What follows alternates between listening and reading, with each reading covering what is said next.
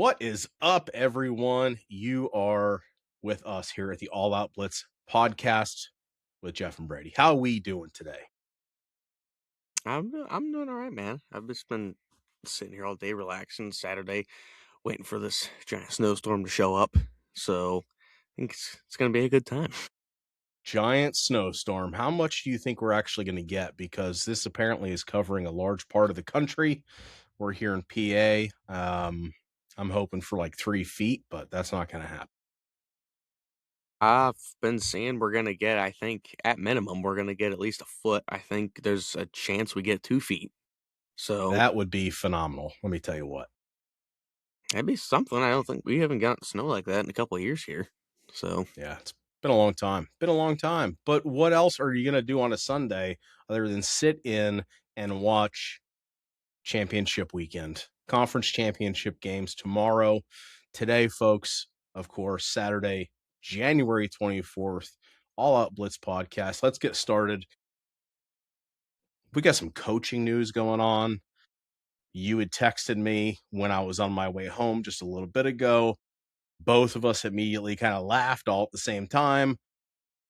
Mike McCarthy, new head coach, Pittsburgh Steelers, and go.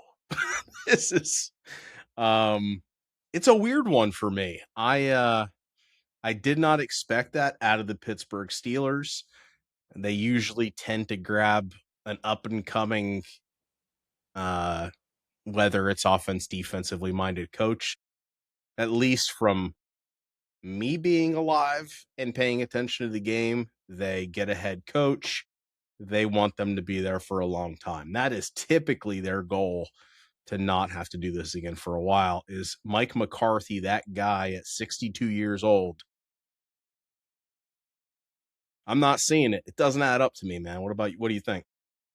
it's weird, definitely. I think that was my first reaction to it was.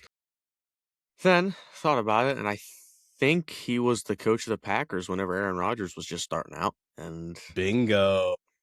I, it's definitely a lure to try and keep Aaron Rodgers there, but yeah, I mean, because the big question over there in Pittsburgh at the moment is Aaron Rodgers going to stay? So I think it definitely helps the situation if he's there, but yeah, it's definitely weird considering how his end of his tenure in Dallas went. So yeah, it's a little weird to me. I don't know if I really like it or dislike it. I guess we'll see. That's my answer on that. Yeah, he didn't fare too well in Dallas. Um, I do think it's a lure to keep Rodgers there, but he's gonna be there another year max. You know what I mean? Like it's kind of weird to me. Was he the head coach in Dallas when Parsons was drafted? I I think he believe I think so. he Yeah, was. I I'm think he was there. curious. I'm curious on his thought and their relationship. You know what I mean? Like, was that a thing? Just because Micah's in Green Bay? I don't. Well, yeah, Pittsburgh. Micah is not in Pittsburgh. This is where I'm at right now, guys. I He's in was I Green was Bay. I was confused for a second where you were going with that. Well, that's why I you was just like, got to be like, what are you talking about? I'm all over the place. You want to know why? Because there was 10 coaching spots available all at the same time in the National Football League. I don't know if that's ever happened before. I'm sure probably sometime 80 years ago. Everybody has me all confuzzled right now, dude, because there are coaches flying all over the country. There are meetings happening everywhere when it comes to head coaches, coordinators, um, guys backing out of jobs. Anyway, back to Mike McCarthy. He's a very well established, has success. He had success in Green Bay, did not have much success in Dallas. Was that Dallas? Was that Jones? Nobody knows. We're about to find out with Pittsburgh, though, because you can always go at least 500. Is that an upgrade from Mike Tomlin? It's certainly a change from Mike Tomlin, right? But is that an upgrade? I don't think it is, but it is change for sure. it's different. I mean, I think it's like I don't know. This is why I'm just saying it's a weird hire to me because there's a lot of other guys out there who are proven they can do something, and then there's Mike McCarthy, who hasn't coached in like X amount of Couple years. I years. think it's probably in, like at least like 2 to 4, I'd say. Um, yeah, it's definitely weird. I is it an upgrade over Tomlin? At the moment, in my opinion, no. I think like I understand there's a difference between going 500 every year and making a difference in the playoffs or not. Because for the past like 8 years, they've gone 500 and they've been first round exits every single time.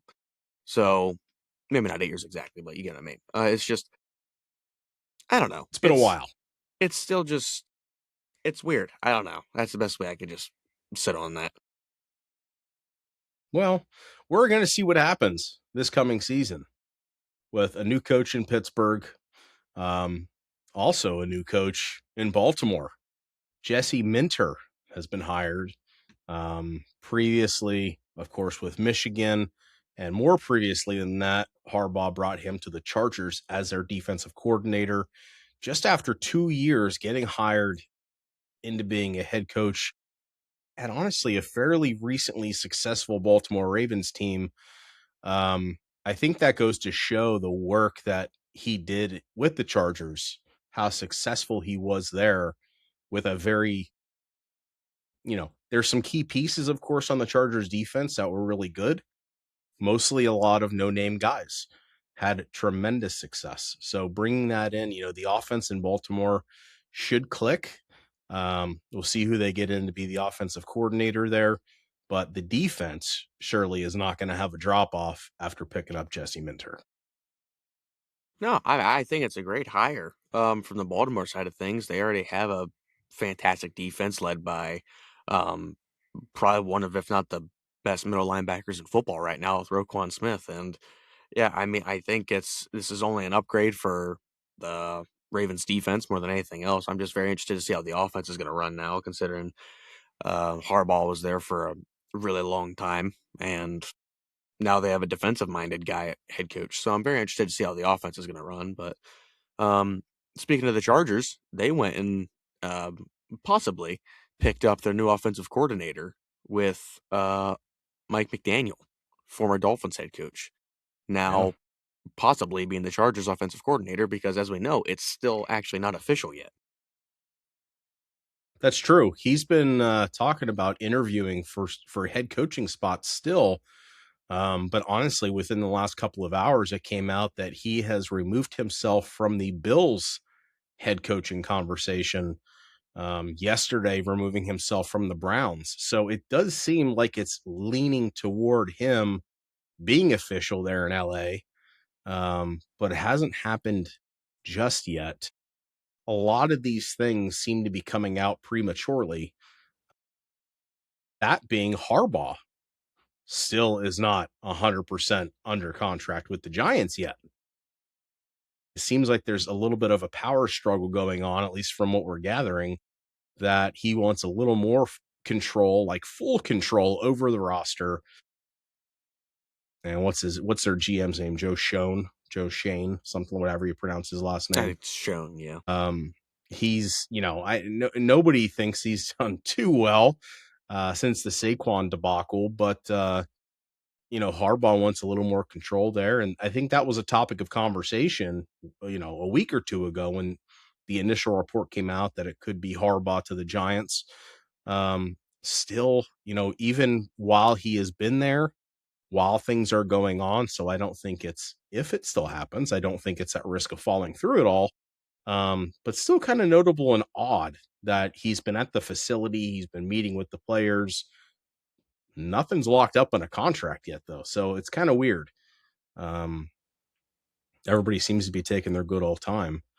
Uh, to make a quick jump off of this, I was watching a podcast this morning and they ended up showing a clip that this is back on Pittsburgh, by the way, that James Harrison was doing a podcast with somebody very, very recently, last couple of days, and made the comment about not knowing what is going on in Pittsburgh. And everybody's not really sure if they let it slip or not. But mentioning that he said Queen is already gone. So is that Patrick Queen? Are they going to release him? Did he get some kind of news that nobody else knows about yet? Because if that's the case, that's going to be a stunner in Pittsburgh to lose Patrick Queen at middle linebacker there. Um, anyway, I just wanted to bring that up just to kind of pique everybody else's interest because it sure piqued mine when I listened to that clip, that he made a comment like that. And he does still have pretty good ties there in Pittsburgh, so you just never know what's going to happen there. But back onto the coaching aspect of things, Bills, of course, still looking for their next head coach after long-time, extremely successful coach Sean McDermott. It seems like the leader here is Brian Dable. I think that's what both of us are thinking as well. Philip Rivers recently just interviewed with them. They just finished up Anthony Weavers today, I believe. They're really getting through these interviews. And of course, as mentioned in that ridiculous press conference that Terry Pagula held a few days ago, Josh Allen is sitting in and a part of every single one of those interviews. They're actually down in Florida right now, flying people there to Pagula's house, I believe, to continue these interviews. And I think they have a couple more lined up for today and tomorrow, even in the midst of the winter storm that's impacting the country or will be impacting the country. What's your thoughts on the Bills head coach and spot? You think it really is going to be Dable? I would really hope it is. I mean, I've seen, um, he seems just like the best one that's available right now. I still think, um, Clint Kubiak is probably the best one for the position, but it's just if we are choosing out of the best available right now, I would definitely take Dable. I mean, he already has a great relationship over there with all the people in Buffalo, especially with Josh Allen, and um, we saw how Josh Allen played whenever Dable was the OC compared to whenever the other guys were there. It's like I think it's the best case scenario. Plus, we've seen Dable with a very crappy Giants roster, and he was able to take them to the playoffs. So I think it only has an upside with Buffalo because I think Buffalo's roster is 10 times better than the Giants roster. And people seem to be really losing their minds that Josh Allen is in for the meetings with choosing the head coach and whatnot. And honestly, I don't get that. I mean, Josh Allen, he's your franchise guy. He's the guy you want on your team. He's probably not even probably, he is the most important player on the Buffalo Bills right now. And I see no reason as to why you wouldn't want him to be in there in the meetings. It's like Josh Allen's a smart guy at the end of the day, and he's gonna help do what's best for the team. Plus, it's not even like people are acting like he gets like the final say and everything as well. Yeah, It's like exactly. he's not the one making the decision. They just want his 50 cents. Like he's not making the decision. I don't get why people are flipping out. Yeah, he's not the one making the ultimate decision. He's not the one saying yes or no. He is there to listen because who else, to be honest with you, has a better idea of the temperature of that team right now after losing a coach that they all loved and adored? Um, no one knows that team or in that locker room better than him right now. And honestly, always, I would say. It's always important to do that. And to, back on the Dable side of things, Dable he's a tough coach. That's why they didn't like him in New York. He holds people accountable. He's a little old school. He's going to get in your face a little bit. I mean, you see there's clips all over the place, even when he was with Josh in Buffalo before. I mean, he's not just patting him on the head saying, good little boy, like go play football. He's in his face, pressuring him, trying to make him go compete at another level, which we know he can. And this is another kind of a tidbit really that came from, Big Wit and Fitz's podcast. He was, Fitz was talking about the same thing that it's only going to make Josh better if he has someone there pushing him to go be better. It's kind of interesting. You hear people complain about Josh in a game, how he looks so just kind of relaxed and lackadaisical, and then he's on the sideline just sitting there and there's no passion there. You hear that all the time. Well, Dable's the one that's going to be able to light a fire. They also don't want to reset the entire franchise. Right now is not the time to do that. Well, bring back somebody that knows the team, that knows the culture, that knows the fans, that knows the area, that can push Josh to that next level. And then of course go get yourself some receivers, boys, and really help that team out. Add a few more pieces on defense and go to work. So I think we'll see what happens there. I'm leaning towards Dable. I do know the Jags coach Grant Udinski. He is supposed to be interviewing there tomorrow. So there's some jokes, of course, going around the interwebs about he's going to get snowed in, so they're not going to let him leave the building. He's a new up and comer, just like Clint Kubiak, and yeah. So we'll see what happens. If it's not Dable, I'm really hoping they're really just waiting for the Seahawks to be done, and they can go after Kubiak and really get somebody from the Shanahan tree, the McVay kind of guy, just somebody who's just super, super intelligent on the offensive side of the ball. Imagine if you get somebody in there with that kind of brain and unlock that offense even more. Dude, it is going to be absolutely bonkers. Um, so yeah, moving away from Buffalo right now, they're still, in process of trying to figure things out. I know we talked last time about Robert Saleh going to the Titans. Chiefs news, of course, Eric Bieniemy back in Kansas City as the offensive coordinator. That was really a no-brainer. I think they're trying to get back to who they were when they were back in their winning ways. It was not a good season for them this year, and we'll see how it goes. I don't know. I'm not convinced that they're going to be the Chiefs of old, over the past couple of years. But bringing him back, I mean, as an offensive coordinator, we talk about it before. Not every coordinator should be a head coach, and Eric Bieniemy is that guy. I think that's why he was getting passed up there for a year or two in those coaching cycles. A super, super great coordinator. He's back with the Chiefs. I think that'll help them turn it up a little bit. But again, they're all a little bit older. Kelsey's in his last hurrah. We'll see what happens there, but good pickup by the Chiefs to go get Bieniemy back. Let's see what else we got. Robinson, coordinator, Zach Robinson, goes to the Bucs, stays in division. Was the Falcons offensive coordinator. They allowed him to leave and go interview with the Bucs for the similar role. They said peace out gracefully. Probably enjoyed it a little bit too much, saying bye, get out of my building. Falcons fans, you know what I'm talking about. Yeah, so there's so many different things just in the coaching world going on right now. I'm sure we will hear more, especially after tomorrow. So expect Monday, Tuesday to get even more crazy when we get two more teams eliminated from this year's season. More coaching positions will be able to be hired, as teams right now, I think, are waiting until everyone is available to be hired right away. Last thing I want to talk about is the laughing stock that is, once again, the Cleveland Browns. It seems like every coach, except for Udinski from Jacksonville, is backing out of the interview process. They're like, no, thank you. Not right now. I appreciate it. I think I'm going to stay where I am or try to get something else going on. So what's your thoughts there on the Browns situation? It's a little weird.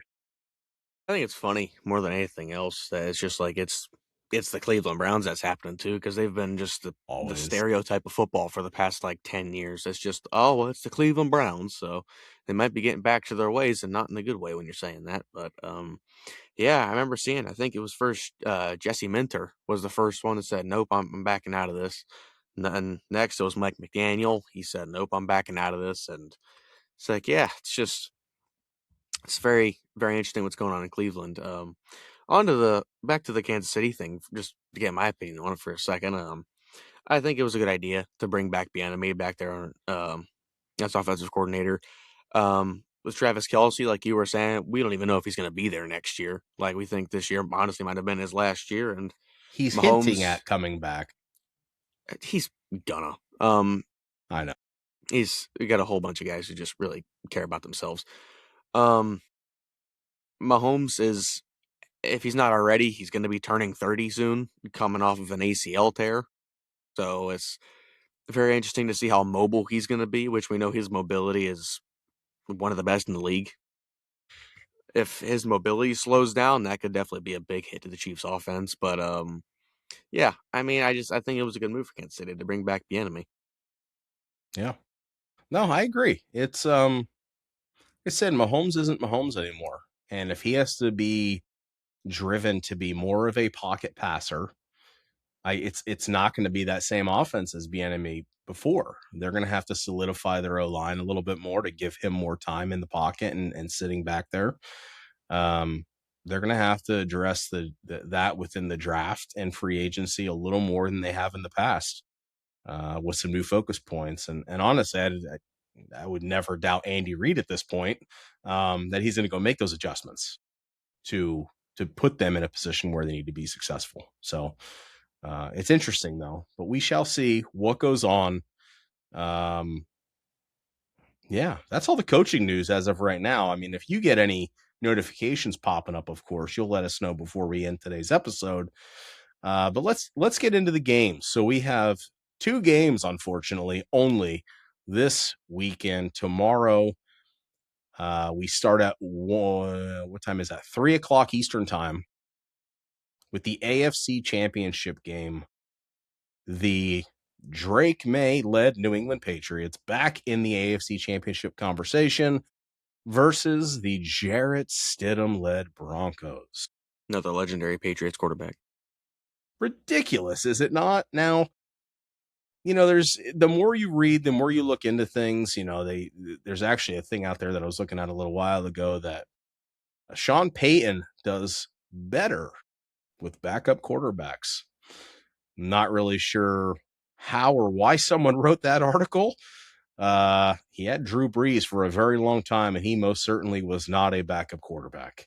However, Jarrett Stidham, while at first when you think, oh my gosh, we're not going to have Bo Nix as a Broncos fan, you have Jarrett Stidham. He has played one snap all year, and it was a kneel down. What are they going to do? Well, Jarrett Stidham's been around a lot of success. He's been around a lot of success. He knows what it looks like. He knows what it takes. He is still in the NFL, so let's be honest. Yeah, so's Nathan It's not Peterman. it's not awful. There are some people that are very solid quarterbacks. Does this game rely on him being an MVP? I don't think it does because Bo Nix was not an MVP. I think personally, Stidham has to protect the football. He has to make good decisions. I think the bigger story is that they're also going to be without their best running back. So now you're without your number one quarterback and your number one running back with Dobbins. That's going to be the difference maker, I feel. You have to be able to run against New England. They have a great run defense. They will bring a ton of pressure. So Denver's going to have to look for ways to unlock how that goes. It could be another defensive battle this weekend. I mean, as long as Jarrett Stidham doesn't play like CJ Stroud, I think they're going to be just fine. But I think he is going to play light years better than what CJ Stroud did.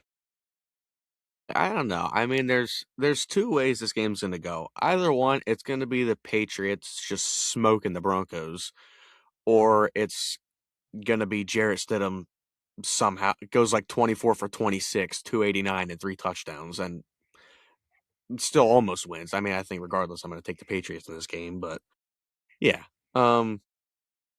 Yeah, it's going to be interesting. I'll kick off the predictions though. I'll take New England. I'm going to go New England wins 31-14. 31-4. Geez, you're not looking at much of a game then, are you? Now we will keep this in mind. Like, we got to bring this up before we really get into the picks here, which we're kind of almost halfway done.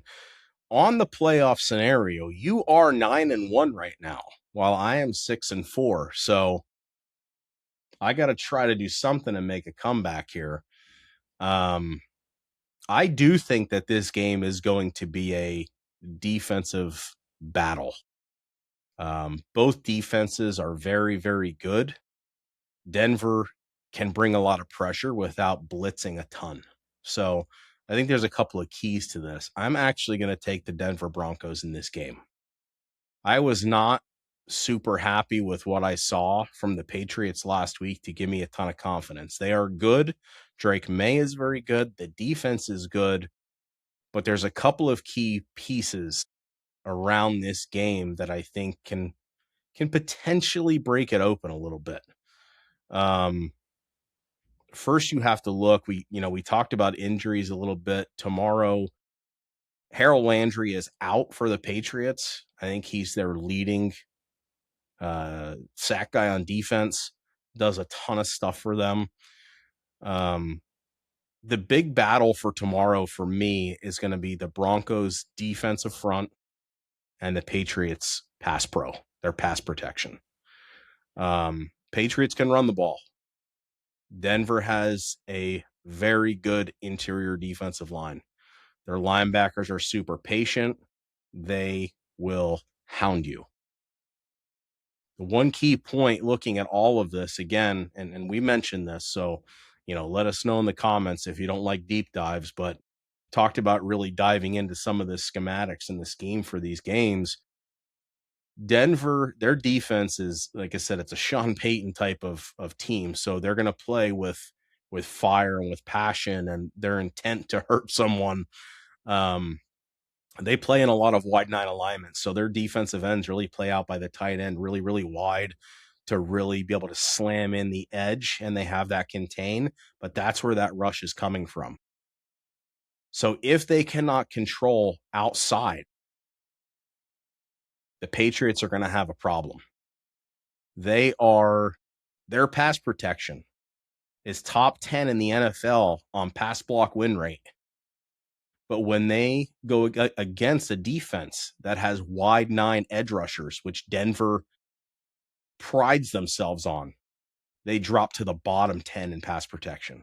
If they can't slow down Denver's edge rushers, they are going to be in a world of pain tomorrow. I think that's going to end up being the key because they will bring those wide nine edge rushers, and they will bring a blitz tomorrow.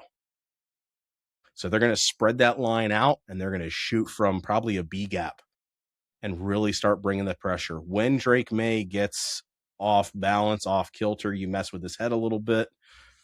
I think that's going to be crucial to win that game for Denver. I think they're going to be able to pull it off tomorrow. So I'm going to go Denver. I'm going to go a little closer just because I know that Patriots offense is legit. I'm going to go 21-17 Denver. I think Stidham is going to protect the football. He's going to have to do it himself, though. The wide receivers are there, but he's going to have to do a lot. Could be a game for him to come out and make a case for him getting a decent spot somewhere next year. So I'm going to take Denver against the Patriots. Yeah, I mean, like I said, it's gonna go one of two ways. Either the Patriots are gonna trounce them, or Jerry Stidham's gonna have a legacy game. Like at the end of the day, and I was saying this too. I'm like, just with especially the playoffs, you never know. You never know what's gonna happen. It's true. any given Sunday, man. So we'll see what happens. Yeah, I mean, when you see Carolina come out like they did against the Rams, I mean, Denver, while they didn't have a crazy difficult schedule, you still got to respect the number one seed, and I think coming in with a defense that, to be honest with you, is fairly healthy at this point. There's a couple of guys. Let's go, offensively for Denver. You have Bo Nix and J.K. Dobbins are out. And then you have Harold Landry is out for the Patriots. Mac Hollins for the Patriots could play. He is questionable right now, coming back from IR. If he does play, that's a huge win for them. He is an unbelievable blocker in the run game. He will go make those difficult catches. Really good possession guy. But the Broncos overall are fairly healthy. The injuries for them are on the offensive side of the ball, so the defense is they're going to bring it for sure. I've never seen a Sean Payton team just lay down, so expect them to come to work. Anything else to chat about the AFC Championship game? I think it's gonna be a good game, but the NFC one, man, is where it's at. No, yeah, I agree with you. I mean, I think everyone's looking forward to the NFC one more than the AFC one, honestly. I Yeah. think it would be a lot more fun if Bo Nix was playing in this game. I think even if he was though, I'm still looking forward to the NFC side a lot more. Without a doubt. I mean, you're looking at 6:30 Eastern tomorrow. You got the Rams and the Seahawks, a divisional NFC Round Championship 3. game. I mean, it's just going to be it's been so good throughout the regular season. Now we have it to see who is going to the Super Bowl. Injury wise, Darnold is off of the injury report now. You really couldn't tell last week that he was injured anyway. He looked pretty good. And whether that was painkillers or not, I have no idea.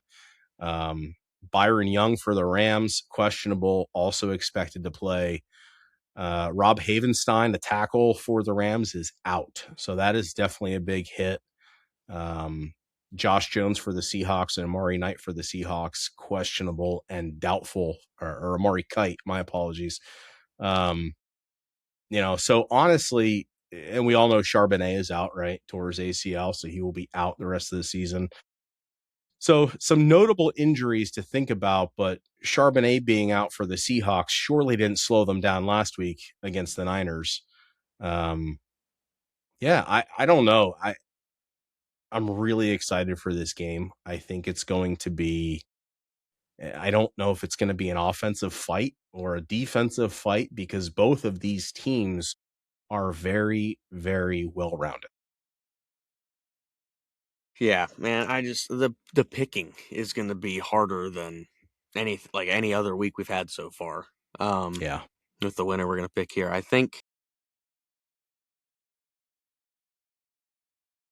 Think so either way we're going to get a rematch from years past, whether it be Seahawks Patriots or Rams Patriots. I think that was my prediction. I think I said that in the wild card round maybe even. But I think I'm going to go with the infamous 1 yard line, and I'm going to go with a Patriots Seahawks rematch. I think Seattle was going to get the final blow.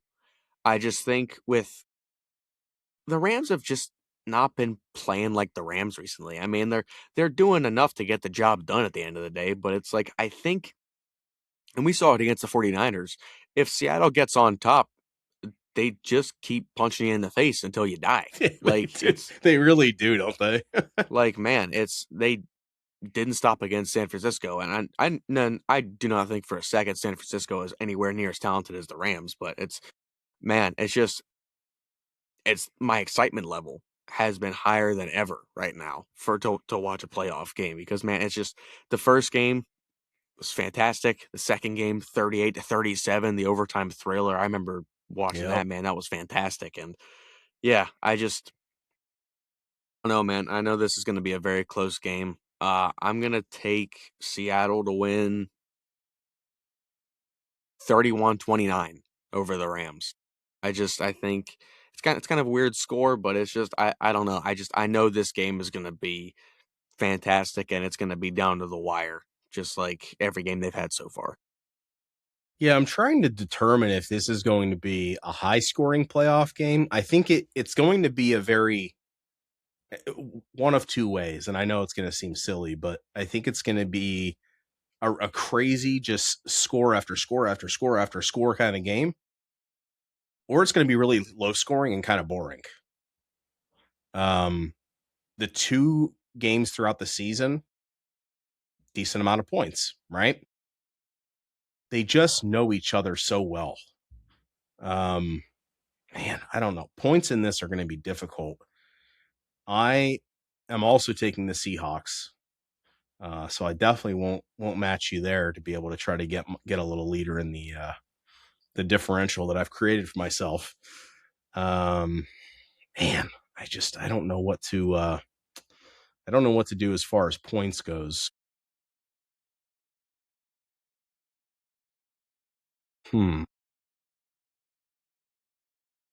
I'm gonna go a full score. I'm gonna go 42-35 Seahawks.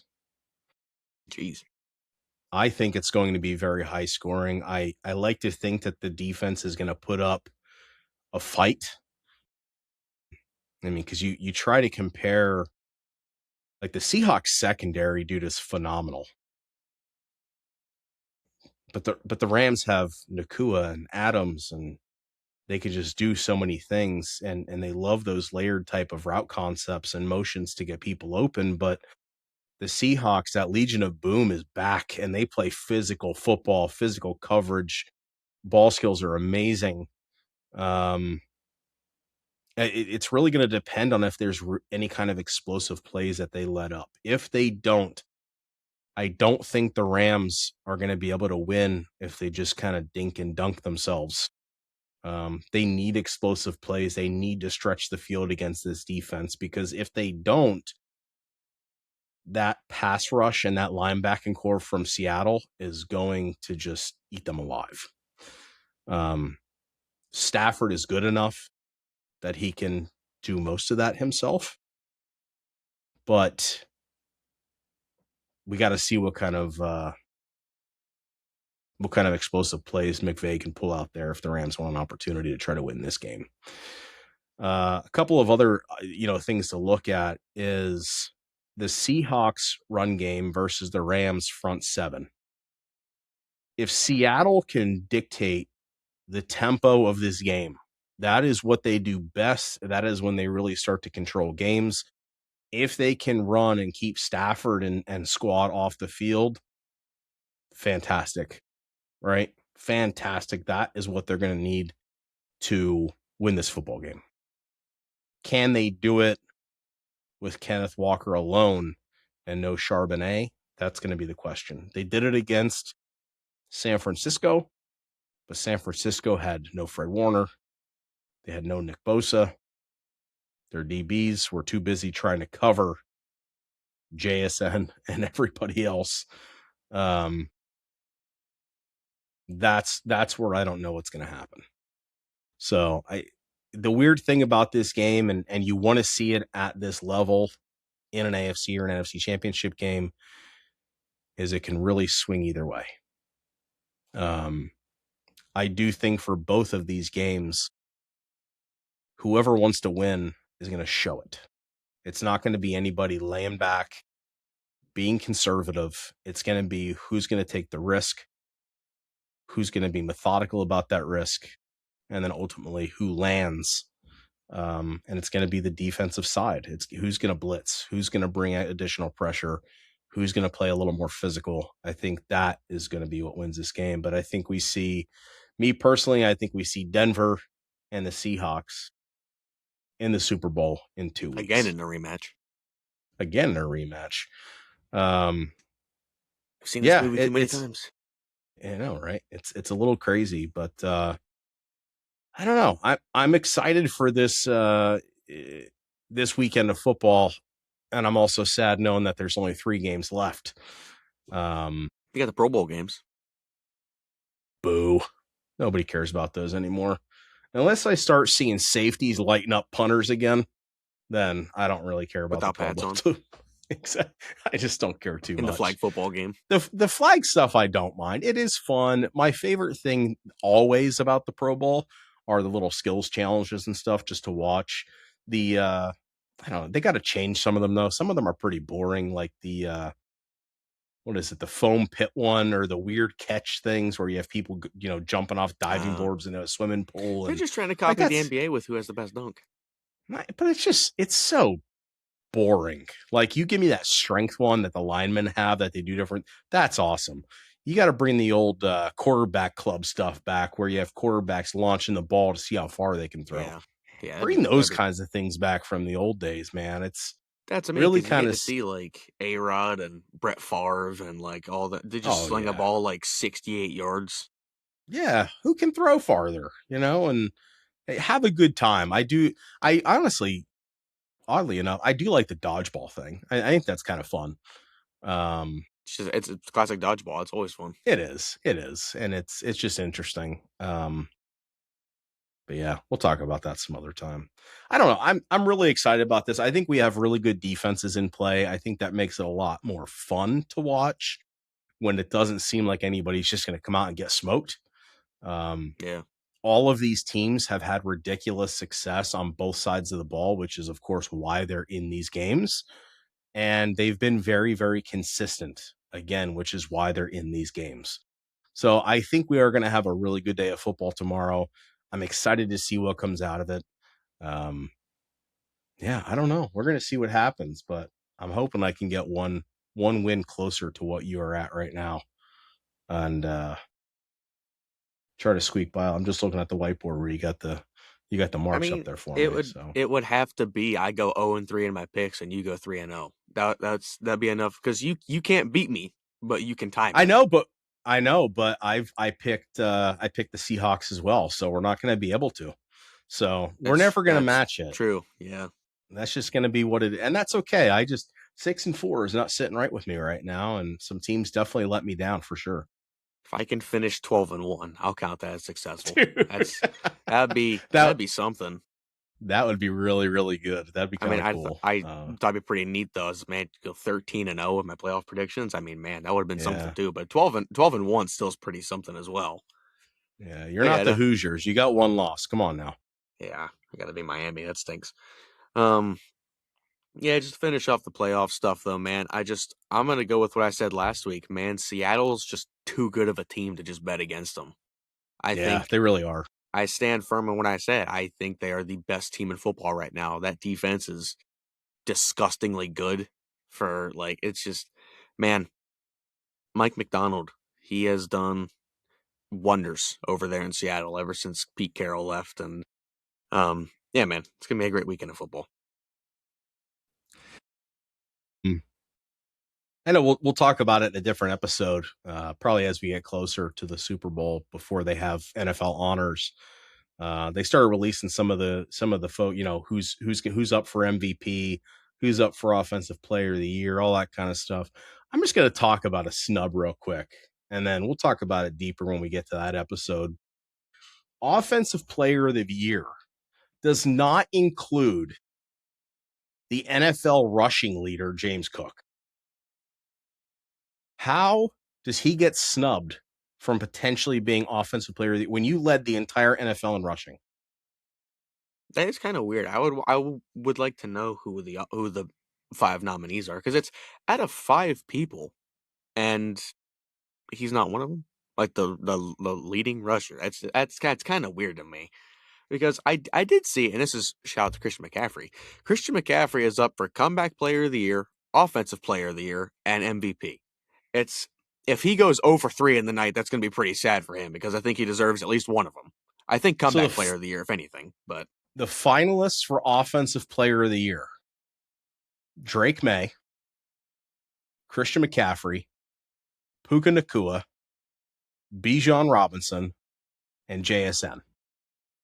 You know what? Why is Drake May in the offensive play? He is in the MVP conversation. If you were in the MVP conversation, I think that should automatically disqualify you from Offensive Player of the Year or Defensive Player of the Year. Well, why isn't Matt Stafford in Offensive Player of the Year then?